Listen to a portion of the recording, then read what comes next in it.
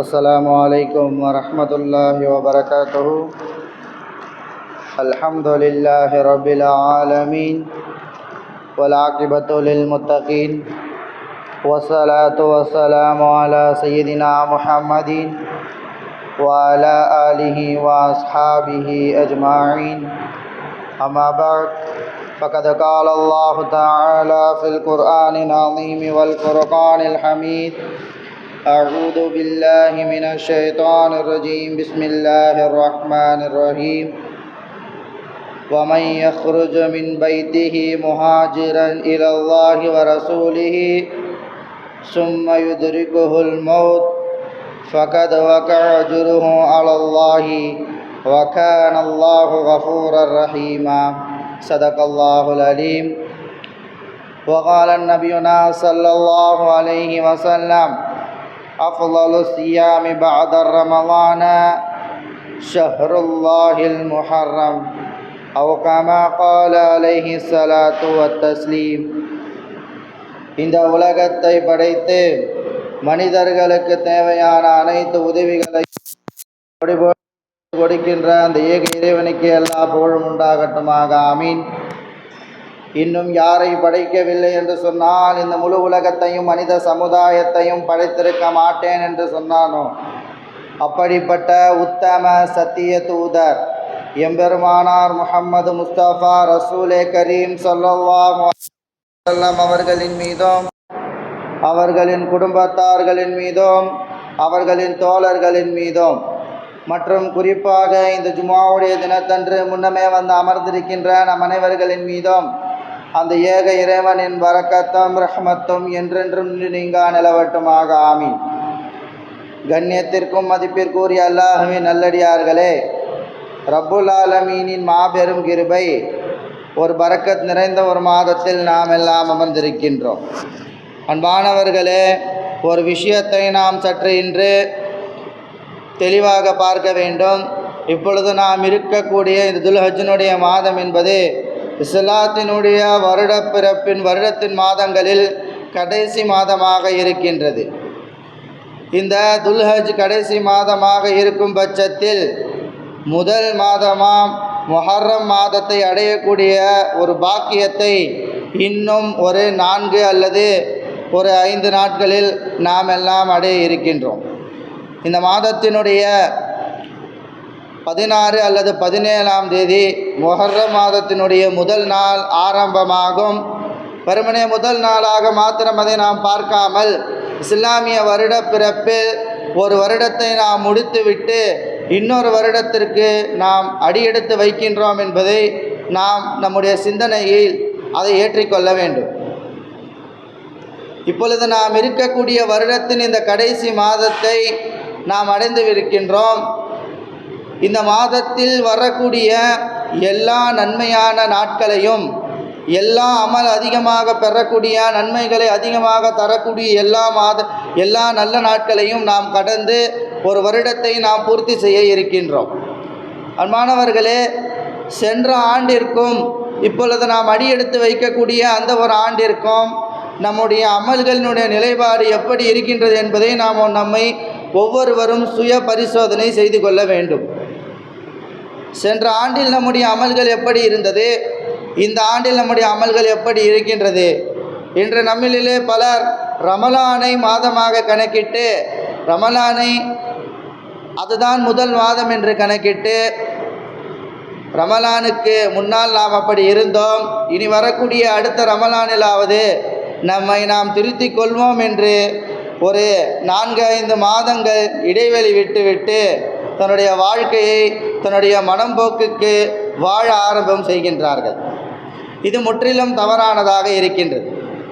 அன்பானவர்களே, இந்த இஸ்லாமிய ஹிஜ்ரத் என்பது மிகவும் முக்கியமான ஒரு வருடமாக இருக்கின்றது.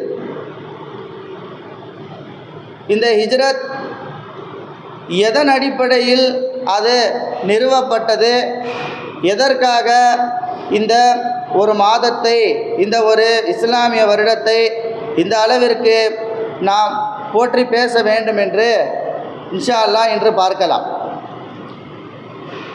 பெருமானார் ஸல்லல்லாஹு அலைஹி வஸல்லம் நம்மளுடைய காலத்திற்கு பின்னால் கலீஃபா அவர்களுடைய ஆட்சி காலம் என்பது அது ஆரம்பமாகின்றது. அப்படி பெருமானார் ஸல்லல்லாஹு அலைஹி வஸல்லம் அவர்களுக்கு அடுத்து வந்த உமர் ரலியல்லாஹு அன்ஹு அவருடைய ஆட்சி காலத்தில் இந்த இஸ்லாமிய ஹிஜ்ரத் என்பது அது ஒரு நிர்ணயிக்கப்படுகின்றது. எப்படி எல்லோருக்கும் ஒரு நாட்கள் மாதங்கள் இருக்கின்றதோ அதே போல இஸ்லாத்திற்கும் தனியாக இஸ்லாத்தினுடைய வரலாற்றை சொல்வதற்கும் அதில் நடந்த சில சுவாரஸ்யமான நிகழ்வுகளை பதிவு செய்து வைப்பதற்கும் இஸ்லாத்திற்கு தனியாக ஒரு ஒரு காலாண்டர் தேவை என்று அன்று இருந்த உமர் ரலியல்லாஹு அன்ஹு அவர்கள் ஒரு தீர்மானம் கொண்டு வருகின்றார்கள். அப்பொழுது பெருமானார் ஸல்லல்லாஹு அலைஹி வஸல்லம் அவர்களோடு இருந்த சில சஹாபாக்கள் உமர் ரலியல்லாஹு அன்ஹு அவர்களுடைய ஆட்சி காலத்தில் ஒன்று சேர்ந்து, சரி, ஒரு மாதத்தை நாம் கொண்டு வருவோம், ஒரு வருடத்தை நாம் கொண்டு வருவோம், அதை நாம் எப்போதிலிருந்து கணக்கு வைக்கலாம், ஒரு வருடத்தை ஆரம்பம் செய்ய வேண்டும், அதற்கு ஒரு துவக்கம் தேவை, அதை நாம் எப்பொழுது துவங்கலாம் என்று கேட்கப்பட்டதற்கு பலரும் பல விஷயத்தை, பல எண்ணங்களை, பல யோசனைகளை கூறினார்கள்.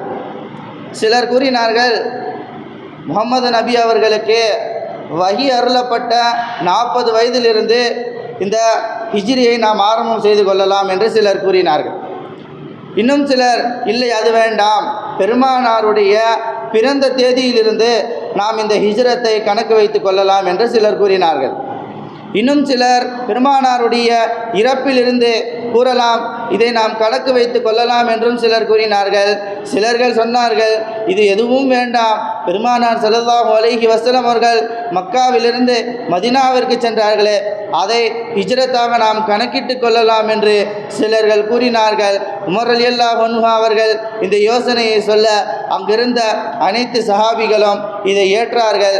ஏற்றதற்கு பின்னால் இஸ்லாத்தினுடைய முதல் ஹிஜ்ரி வருடம் என்பது அன்றிலிருந்து ஆரம்பமானது. சரி, இஸ்லாத்தினுடைய முதல் ஹிஜ்ரி அப்பொழுதிலிருந்து ஆரம்பமாகியிருந்தாலும் வரலாற்றை நாம் சற்று ஆராய்ந்து பார்த்தால், முஹர்ரம் மாதத்திலா பெருமானார் ஸல்லல்லாஹு அலைஹி வஸல்லம் அவர்கள் ஹிஜ்ரத் செய்தார்களா என்று நாம் பார்த்தால் கிடையாது. பெருமானார் ஸல்லல்லாஹு அலைஹி வஸல்லம் அவர்கள் ஹிஜ்ரத் செய்தது ரபியுல் அவ்வல் மாதத்தில் அவர்கள் ஹிஜ்ரத் செய்தார்கள். இருப்பினும் ஏன் இந்த முஹர்ரம் மாதத்தை வருடத்தினுடைய முதல் மாதமாக அறிவித்தார்கள் என்றால், அன்றிருந்த அரபியர்கள் முஹர்ரம் மாதத்தை தான் தங்களுடைய வருடத்தில் முதல் மாதமாக கொண்டாட ஆரம்பித்தார்கள். அதை அவர்கள் வழக்கமாக வைத்திருந்ததன் காரணமாகவே ஹிஜ்ரத்தை அன்று அவர்கள் ஆரம்பித்ததை முஹர்ரம் மாதத்திலிருந்து ஆரம்பம் செய்தார்கள். இப்பொழுது நாம் இருக்கக்கூடிய இந்த முஹர்ரம் மாதம், இந்த மாதத்தினுடைய இந்த ஹிஜ்ரத்தினுடைய அந்த நாட்காட்டி அந்த நாள் குறிப்பிடப்படக்கூடிய அந்த ஹிஜ்ரத்துடைய நாட்கள் என்பது இந்த முஹர்ரத்தினுடைய மாதத்திலிருந்து ஆரம்பம் செய்து கொள்ளலாம். அது வழக்கத்தில் இருந்தது போலவே இருக்கட்டும் என்று பெருமானார் ஸல்லல்லாஹு அலைஹி வஸல்லம் அவர்கள் தங்களுக்கு மதீனாவிற்கு சென்ற பொழுது அந்த நாட்களிலிருந்தே ஹிஜ்ரத்தினுடைய முதல் வருடத்தை அவர்கள் ஆரம்பம் செய்தார்கள். அன்பானவர்களே, ஏன் இந்த ஹிஜ்ரத்தை இந்த அளவிற்கு போற்றி பேசுகின்றார்கள்? அப்படி இந்த ஹிஜ்ரத்தில் நடந்த சுவாரஸ்யங்கள் என்ன, இதில் நடந்த தியாகங்களும் அவர்களுக்கு ஏற்பட்ட துன்பங்களும் என்ன என்பதை வரலாற்றில் நமக்கு சொல்லித்தரப்பட்டிருக்கின்றது. அன்பானவர்களே, வெறுமனே சாதாரணமாக இந்த ஒரு விஷயத்தை நாம் கடந்து செல்லக்கூடாது. பெருமானார் ஸல்லல்லாஹு அலைஹி வஸல்லம் அவர்கள் வாழ்ந்த இந்த மண்ணில் ஒரு நாள் நீங்கள் இந்த ஊரை விட்டு உங்களுக்கு நெருக்கமான இந்த மக்களின் காரணமாகவே, இந்த மக்களினாலேயே நீங்கள் இங்கிருந்து அனுப்பப்படுவீர்கள் என்று பெருமானார் ஸல்லல்லாஹு அலைஹி வஸல்லம் அவர்களுக்கு அன்றிருந்த வரக்கா இப்னு நௌஃபல் என்று சொல்லக்கூடிய இஸ்லாத்தை ஏற்காத, மற்ற எல்லா வேதத்தையும் படித்து அறிந்த ஒரு ஞானி அவர்கள் பெருமானார் ஸல்லல்லாஹு அலைஹி வஸல்லம் அவர்களுக்கு சொல்லித்தந்தார். தங்களுடைய 53வது வயதில் மக்காவை விட்டு மதீனாவிற்கு சென்ற பெருமானார் ஸல்லல்லாஹு அலைஹி வஸல்லம் அவர்கள் தன்னுடைய 40வது வயதிலேயே இந்த ஊரை விட்டு நாம் செல்ல கூடியவர்களாக இருக்கின்றோம் என்று இந்த வரக்கா இப்னு நௌஃபல் மூலமாக அறியப்பட்டார்கள். நம் அனைவர்களுக்கும் தெரிந்ததுதான், ஹீரா குகையில் பெருமானார் ஸல்லல்லாஹு அலைஹி வஸல்லம் அவர்கள் தவம் இருந்தார்கள். வரலாறு நமக்கு தெரியும். அப்பொழுது பெருமானார் ஸல்லல்லாஹு அலைஹி வஸல்லம் அவர்கள் கதீஜா அம்மையார் அவரிடத்தில் சென்று நடந்த விஷயத்தை எல்லாம் சொல்வார்கள். அப்போது கதீஜா ரலியல்லாஹு அன்ஹா அவர்கள், நீங்கள் கவலைப்பட வேண்டாம், இது சம்பந்தமாக எல்லா மார்க்கத்தையும் எல்லா வேதத்தையும் படித்து அறிந்த வரக்கா இப்னு நௌஃபல் என்று சொல்லக்கூடிய ஒரு நபரை எனக்கு தெரியும். யார் இந்த வரக்கா இப்னு நௌஃபல் என்று பார்த்தால், கதீஜா அம்மையார் அவர்களுடைய தந்தையினுடைய சகோதரர். அவரிடத்தில் சென்று உங்களுக்கு நடந்த அந்த விஷயத்தை பற்றி நாம் அவரிடத்தில் கேட்போம், அது சம்பந்தமாக நம்ம இடத்துல பேசுவோம் என்று பெருமானார் ஸல்லல்லாஹு அலைஹி வஸல்லம் அவர்களும் கதீஜா ரலியல்லாஹு அன்ஹா அவர்களும் சென்றார்கள். சென்ற பொழுது அந்த வரக்கா இப்னு நௌஃபல் அவர்கள் பெருமானார் ஸல்லல்லாஹு அலைஹி வஸல்லம் அவர்களை பார்த்து, உங்களிடத்தில் வந்தவர் நாமூஸ் என்று சொல்லக்கூடிய இறைவனுடைய ஒரு தூதராக இருக்கின்றார். அவர் உங்களிடத்தில் வந்தவர் மூசா அலைஹிஸ்ஸலாம் அவர்களுக்கு இறைவனால் அனுப்பி வைக்கப்பட்ட அதே மலக்கு தான், அதே நபர்தான் உங்களிடத்திலும் வந்திருக்கின்றார். இது உங்களுக்கு ஒரு நற்செய்தியாக இருக்கின்றது என்று அவர் பேசிக்கொண்டே வரும்பொழுது ஒரு விஷயத்தை இப்படி சொன்னார், லைத்தனி அகுந்த அஹ்யா, நான் மட்டும் உங்களிடத்தில் அந்த நேரத்தில் உயிரோடு இருந்தேன் என்று சொன்னால், எந்த நேரத்தில் இந்த ஊர் மக்கள் எல்லாம் உங்களை இந்த ஊரை விட்டு அனுப்புவார்களே, அப்பொழுது நான் இந்த ஊரிலே உங்களோடு இருந்தேன் என்று சொன்னால் நிச்சயமாக நான் உங்களுக்கு உதவி செய்வேன் என்று சொல்லிவிட்டு எனக்கு ஏற்பட்ட கை சேதம் என்று வரக்கா இப்னு நௌஃபல் அவர்கள் சொன்னார்கள்.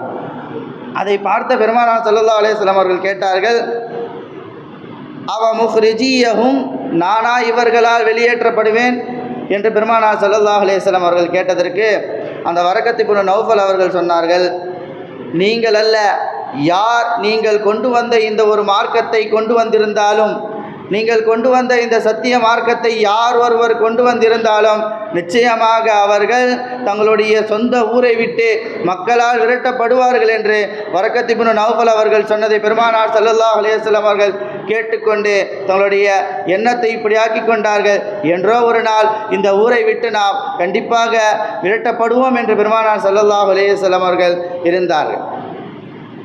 வெறுமனே இந்த ஹிஜ்ரத் என்பது சாதாரணமானதாக இப்பொழுது நாம் கொண்டாடக்கூடிய இந்த ஹாப்பி நியூ இயர் என்று நாம் சொல்லக்கூடிய அந்த விஷயத்தை போன்று நாம் எடுத்துக்கொள்ளக்கூடாது. காரணமாக இதில் பல தியாகங்களும் பல நபர்களுடைய உழைப்பும், இன்னும் சொல்ல போனால் சிலர்களுடைய உயிரும் கூட இந்த விஷயத்தில் சென்றிருக்கின்றது என்பதை நாம் அறிந்து கொள்ள வேண்டும். தங்களுடைய மார்க்கத்தை பின்பற்ற முடியாத பொழுது, தங்களுக்காக நியமிக்கப்பட்ட அந்த சில விஷயத்தை செய்ய முடியாத பொழுது, அன்றிருந்த அரபியர் காபிர்கள் உயர்ந்த குலத்தை சார்ந்தவர்கள் எல்லாம் விட்டுவிட்டு தங்களுக்கு மிகவும் இலகுவாக தண்டிக்கப்படக்கூடியவர்களை மாத்திரம் தேர்ந்தெடுத்து அவருடைய பொருளாதாரத்தை எல்லாம் கைப்பற்றினார்கள். அவர்களை எல்லாம் துன்புறுத்த ஆளாக்கினார்கள். இன்னும் சொல்ல போனால் அவர்களுடைய உயிரை கூட அவர்கள் எடுக்க தயங்கவில்லை.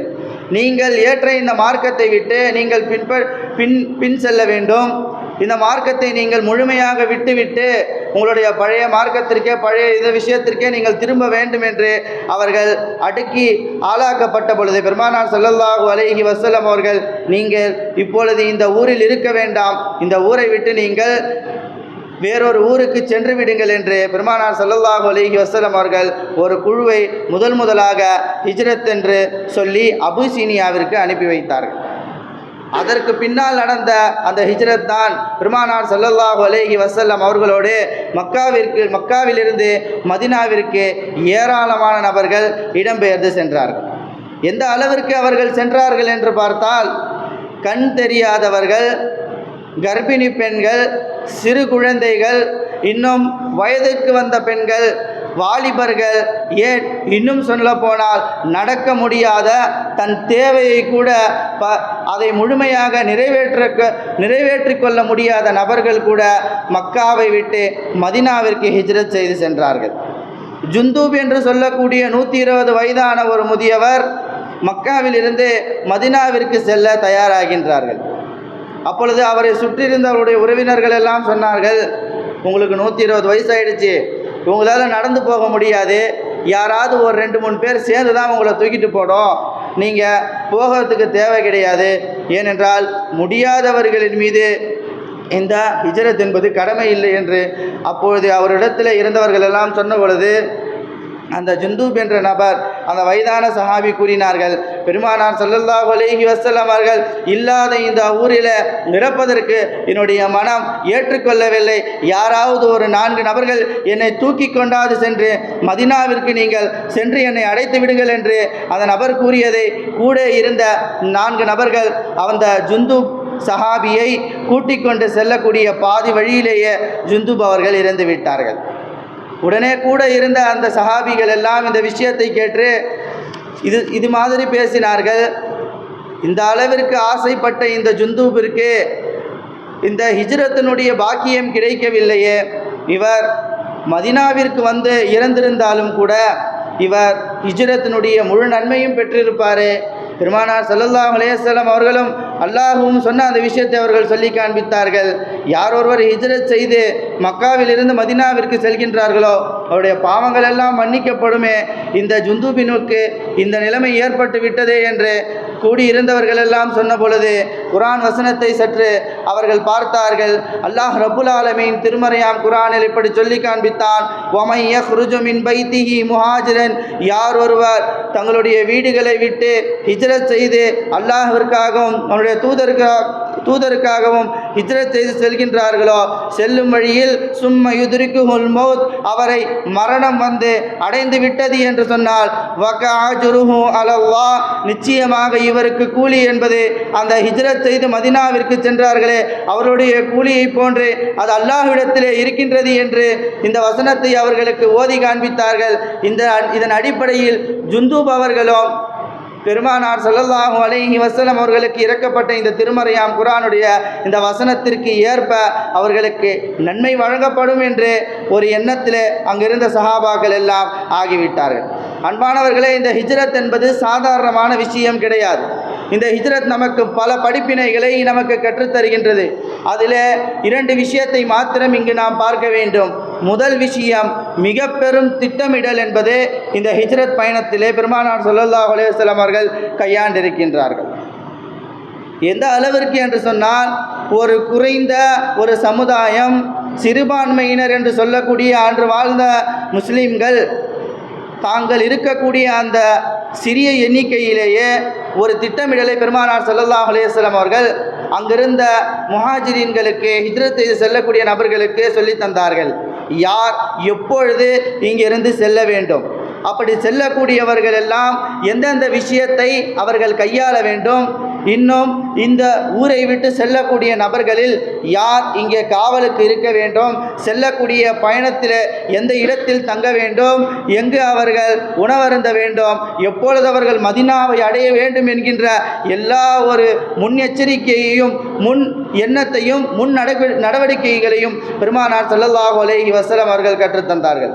அரபியில் கூட ஒரு பழமொழி சொல்வார்கள், யார் ஒருவர் முன்னெச்சரிக்கையாக ஒரு தேவைக்கேற்ப ஒரு விஷயத்தை அவர் முன்னெச்சரிக்கையாக ஒரு நோக்கத்தை அவர் நிறைவேற்றிவிட்டார், நிச்சயமாக அவர் செய்யக்கூடிய அந்த காரியத்தில் பாதியை அவர் கடந்து விட்டார் என்று சொல்லி காண்பிப்பார்கள். அதன் அடிப்படையிலேயே பெருமானார் ஸல்லல்லாஹு அலைஹி வஸல்லம் அவர்கள் மேற்கொண்ட இந்த ஹிஜ்ரத்திலேயே முன்னெச்சரிக்கை என்பதை மிகவும் அதிகமாக கையாண்டார்கள். அடுத்து பெருமானார் ஸல்லல்லாஹு அலைஹி வஸல்லம் இடத்திலே இருந்த அல்லாஹ்வின் மீது தவக்குல். பெருமானார் ஸல்லல்லாஹு அலைஹி வஸல்லம் அவர்களும் அபூபக்கர் ரலியல்லாஹு அன்ஹு அவர்களும் குகையிலே இருக்கின்றார்கள். அவர்களை கொல்வதற்காக மக்கத்து காஃபிர்கள் படையெடுத்து வருகின்ற பொழுது அந்த குகையிலே அவர்கள் குனிந்து பார்த்தால் 2 நபர்களும் தெரிந்துவிடக்கூடிய அந்த அளவில் அந்த சஹாபியும் பெருமானார் ஸல்லல்லாஹு அலைஹி வஸல்லம் அவர்கள் இருந்த பொழுதும் அபூபக்கர் ரலியல்லாஹு அன்ஹு அவர்கள் மிகவும் கவலைப்பட்டார்கள். நிச்சயமாக நாம் மாட்டிவிட்டால் இவரிடத்திலே நாம் இறந்து போய்விடுவோம் என்ற ஒரு எண்ணத்தில் அபூபக்கர் ரலியல்லாஹு அன்ஹு அவர்கள் இருந்த பொழுது பெருமானார் ஸல்லல்லாஹு அலைஹி வஸல்லம் அவரிடத்திலே இருந்த அந்த தவக்குலை பெருமானார் ஸல்லல்லாஹு அலைஹி வஸல்லம் அவர்கள் வெளிப்படுத்தினார்கள். லா தஹ்சன் இன்னல்லாஹ மஅனா, அபூபக்கரே கவலைப்படாதீர்கள், அல்லாஹ் ரப்புல் ஆலமீன் அவன் நம்மோடு இருக்கின்றான் என்ற அந்த மிக பெரும் ஒரு தவக்குலை பெருமானார் ஸல்லல்லாஹு அலைஹி வஸல்லம் அவர்கள் தனக்குள் வைத்திருந்தார்கள். உடனே அந்த விஷயங்கள் எல்லாம் 2 நாட்கள் அந்த குகையிலே தங்கியிருந்தார்கள். அல்லாஹ்வினுடைய அந்த வெற்றியின் காரணமாக அவர்கள் மக்கா மதீனாவிற்கு அடைந்தார்கள். இதே விஷயத்தை அல்லாஹ் ரப்புல் ஆலமீன் தன்னுடைய திருமறையாம் குர்ஆனிலும் கூறி காண்பிக்கின்றான். மூசா அலைஹிஸ்ஸலாமுடைய வரலாறு நம் அனைவர்களுக்கும் தெரிந்ததுதான். ஃபிரௌனுடைய படை துரத்தி வரும் பொழுது அவர்கள் விரண்டு ஓடுகின்றார்கள்.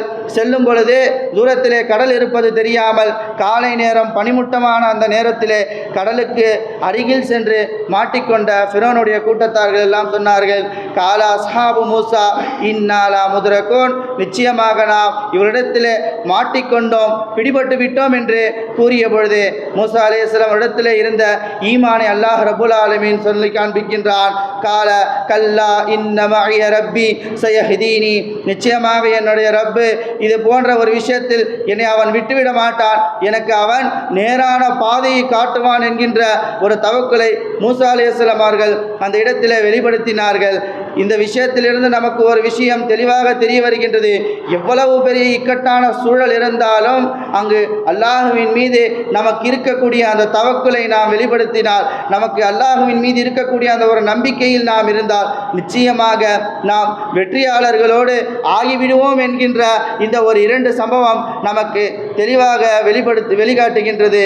ஆகையால் எந்த ஒரு சூழ்நிலை வந்தாலும் அல்லாஹுவின் மீது இருக்கக்கூடிய அந்த தவக்குலிலேயே நாம் நிலையாக இருக்க வேண்டும். அல்லாஹ் ரப்புல் ஆலமீன் உங்களுக்கும் எனக்கும் அந்த அல்லாஹுவின் மீது இருக்கக்கூடிய அந்த ஈமானை அதிகப்படுத்துவானாக. வாஹிர் தாவானா அல்ஹம்துலில்லாஹி ரப்பில் ஆலமீன். அஸ்ஸலாமு அலைக்கும் வரஹ்மத்துல்லாஹி வபரகாத்துஹு. சுன்னத்துல்லாஹ் சுன்னத்துல்லாஹ்.